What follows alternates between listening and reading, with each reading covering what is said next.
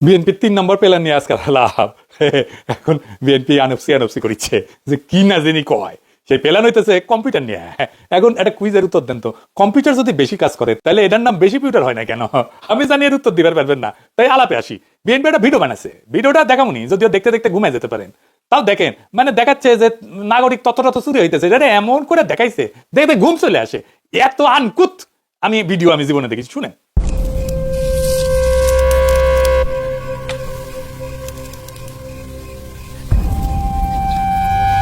থমথম রাত আর নেমে আসা অন্ধকারে যখন নিশ্চুপ হয়ে যায় সমস্ত কোলাহল, কেবল রাত্রির বুকে জেগে থাকে নিশাচর। তখন বিড়ালের মতো সতর্ক পায়ে অন্ধকারের চাদর মুড়িয়ে গায়ে খুরপি হাতে কালো চোরা ইতিউতি চায়।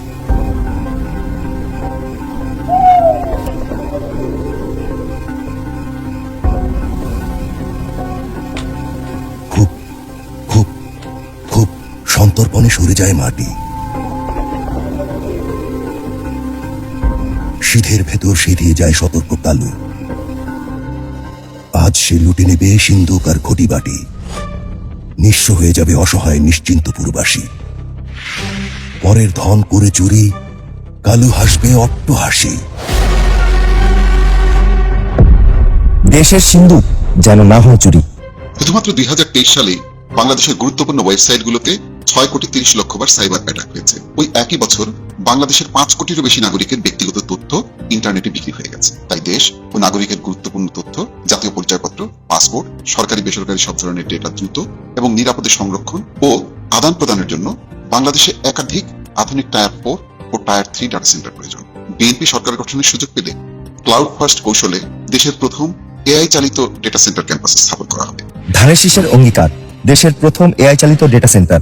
শুনলেন তো কি কইছে? আমি আবার কইছে গত 2023 সালে বাংলাদেশের গুরুত্বপূর্ণ ওয়েবসাইটগুলোতে 6,30,00,000 বার সাইবার অ্যাটাক হয়েছে। ওই একই বছর বাংলাদেশে 5 কোটির বেশি নাগরিকের ব্যক্তিগত তথ্য ইন্টারনেটে বিক্রি হয়ে গেছে।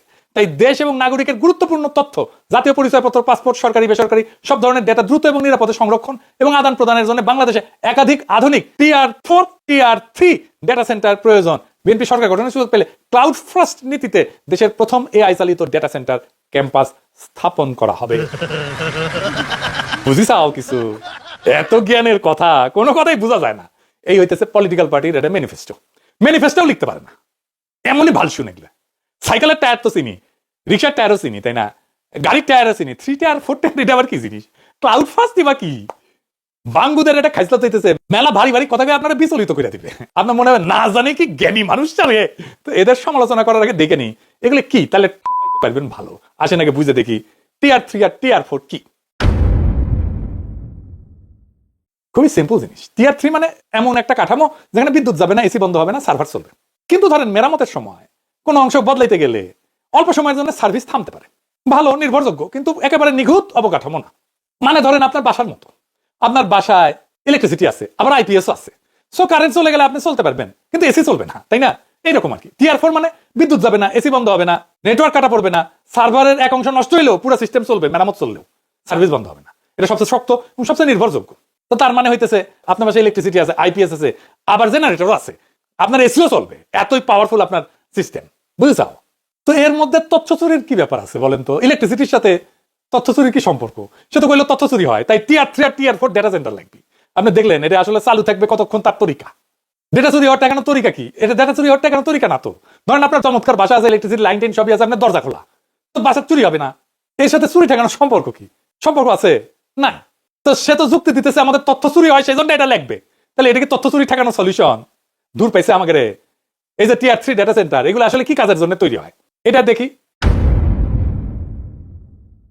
টিআর 3 ব্যবহার হয় সেখানে যেখানে সিস্টেম প্রায় সবসময় চলতে হবে, প্রায় সবসময়, কিন্তু অল্প সময় বন্ধ হইলে কোনো অসুবিধা হবে না, সহনীয়। এটা এগুলো সাধারণ ব্যবহার, যেমন সরকারি ওয়েবসাইট, পোর্টাল, সেবা, ফর্ম, তথ্য, জাতীয় পরিচয়পত্র, passport, immigration system, tax, VAT, ভূমি record, banking, ATM, telecom system, বড় বেসরকারি কোম্পানি, এগুলোর জন্য টিআর 3 যথেষ্ট।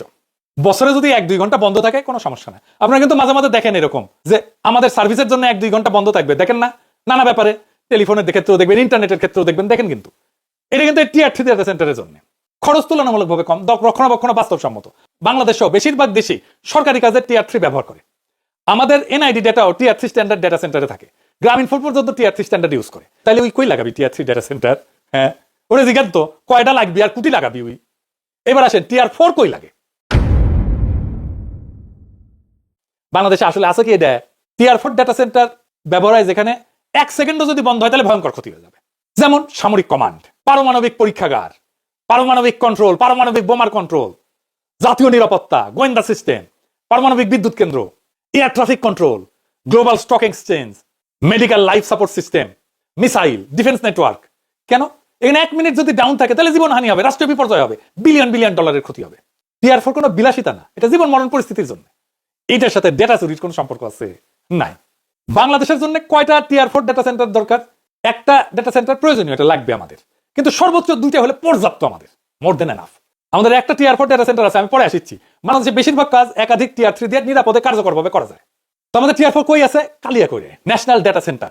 তাহলে 2টা টিআর 4 কেন লাগতে পারে? ধরুন ভূমিকম্প হইলো, বন্যা হইলো, বিদ্যুৎ গ্রিড ফেলিওর হইলো, রাজনৈতিক অস্থিরতা হইলো, সবকিছু এক জায়গায় রাখলে সেটা বিপদ, এটা সিঙ্গেল পয়েন্ট ফেলিওর হয়ে যাবে।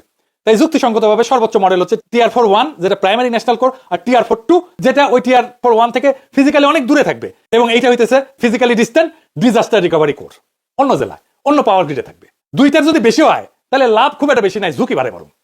এবার আসেন এআই ড্রিভেন ডেটা সেন্টার এবং ক্লাউড ফার্স্ট নীতি কি সেটা দেখি। ওরা ভালো করে বুঝাতে পারে না ক্লাউড ফার্স্ট বলতে কি বোঝায়। তো সবচেয়ে সম্ভাব্য ব্যাখ্যা হইলো যে রাষ্ট্রের ডেটা এবং অ্যাপ্লিকেশন গুলো ভবিষ্যতে মূলত ক্লাউড আর্কিটেকচারে চলবে, নিজস্ব সার্ভারের বদলে ভার্চুয়াল ক্লাউড অবকাঠামোতে যাবে। আমাদের যেমন গুগল ড্রাইভে যায়, বিএনপির একজন আছে না বুদ্ধিজীবী, ওই যে বিরানি আলম, ওই নাকি গুগল ড্রাইভে ফাইল আপলোড করে, ওই কিন্তু ভালো জানে আর্কিটেকচার, ভার্চুয়ালাইজ ক্লাউড অবকাঠামো, ওই ভালো জানে। ওই সবার প্রথমে গুগলে ফাইল আপলোড করাটা ওর সিভিত লিখেছিল, বুঝে যাও।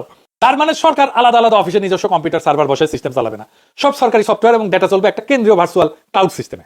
এটা বোঝার জন্য আগে কি ছিল এটা দেখি। ট্র্যাডিশনাল সিস্টেম, প্রত্যেকটা মন্ত্রণালয় অফিস আলাদা সার্ভার, আলাদা আইটি টিম, আলাদা সফটওয়্যার। একটা সার্ভার নষ্ট হলে অফিসের কাজ বন্ধ, অনেকটা এরকম। প্রত্যেক অফিসে আলাদা জেনারেটর বসানো। এখন যেটা বলা হইতেছে ক্লাউড আর্কিটেকচার, ভবিষ্যতে ক্লাউড বেস সিস্টেম। বিএনপি বলতেছে আর কি যে সমস্ত অ্যাপ এবং ডেটা থাকবে একটা কেন্দ্রীয় ডিজিটাল গুদামে, অফিসগুলো ইন্টারনেট দিয়ে সেখানে ঢুকবে। সার্ভার আসলে একটা জায়গায় ডেটা সেন্টারে, কিন্তু ভার্চুয়ালি ভাগ করা, অনেকটা আলাদা আলাদা জেনারেটরের বদলে একটা বড় পাওয়ার গ্রিড ব্যবহার করার মতো আর কি। নিজস্ব সার্ভারের বদলে ভার্চুয়ালাইজ মানে কি? নিজস্ব সার্ভার মানে একটা অফিসে একটা বা 2টা ফিজিক্যাল কম্পিউটার, সেটা ক্ষমতা সীমিত, নষ্ট হলে সব বন্ধ, আগুনে পুড়ে গেলে সব শেষ। ভার্চুয়ালাইজ ক্লাউড মানে বড় বড় শক্তিশালী কম্পিউটার ডেটা সেন্টারে, যেগুলো সফটওয়্যারের মাধ্যমে ভাগ করে দেওয়া, প্রয়োজন হলে ক্ষমতা বাড়ানো যায়, কমানো যায়। একই কাঠামো কিন্তু বহু অফিস ব্যবহার করতে পারবে। এটা সরকার চায় অনেক সময়, কারণ সব সিস্টেম একসাথে ম্যানেজ করা সহজ হয়, খরচ কিছু ক্ষেত্রে কমে, নতুন অ্যাপ চালু করা দ্রুত হয়, সার্ভার ডাউন কম হয়, মানে চালানো সহজ, এটা ব্যবহারকারী বাড়ানো যায়। কিন্তু এই কথার ভিতরে যেটা বলা হয়নি সেটা হচ্ছে এই ক্লাউডটা কি দেশের ভেতরে না বিদেশে? এইটা বিশাল বড় সমস্যা তৈরি করবে যদি এটা বিদেশে হয়। ডেটা মালিককে, ভুল হলে দায় কে নেবে? নাগরিক কিভাবে জানবে তার ডেটা কোথায় গেল? এই প্রশ্নের উত্তর ছাড়া এই পরিকল্পনা অসম্পূর্ণ। আর এআই ড্রাইভেন ডেটা ম্যানেজমেন্ট বলতে তারা কি বুঝাইতে চাইছে কে জানে। সাধারণত বলা হয় যে ট্রাফিক ম্যানেজমেন্ট মানে কয়জন ব্যবহারকারী ঢুকতেছে বাইরেতেছে এইটাকে ম্যানেজ করা, সার্ভার লোড ব্যালেন্স করা, সিস্টেম অ্যানোমালি ডিটেক্ট করা, দ্রুত ডেটা প্রসেসিং করা, মানে এআই ব্যবহার করে ডেটা সেন্টারে অপারেশন চালানো। ডেটার মালিকানা এআই কে দিয়ে দেওয়া না, অ্যাক্সেস এআই কে দিয়ে দেওয়া না, মানুষের সিদ্ধান্ত বাদ দেওয়া না, এআই কে দিয়ে করানো না। এআই এখানে পাহারাদার, বিচারক না। এখন মূল প্রশ্ন, এই সিস্টেম কি ডেটা চুরি ঠেকাইতে পারবে?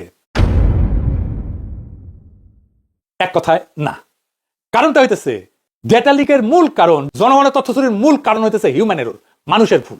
95% ডেটা চুরি হয় হিউম্যান এররের কারণে। এটা মাইনকাস্ট 2025 এর রিপোর্টে বলা হয়েছে।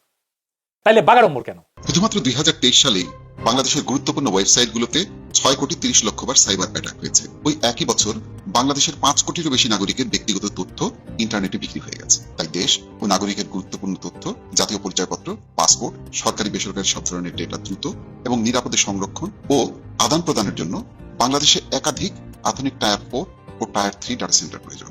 বিএনপি সরকার গঠনের সুযোগ পেলে ক্লাউড ফার্স্ট কৌশলে দেশের প্রথম এআই চালিত ডেটা সেন্টার ক্যাম্পাস স্থাপন করা হবে।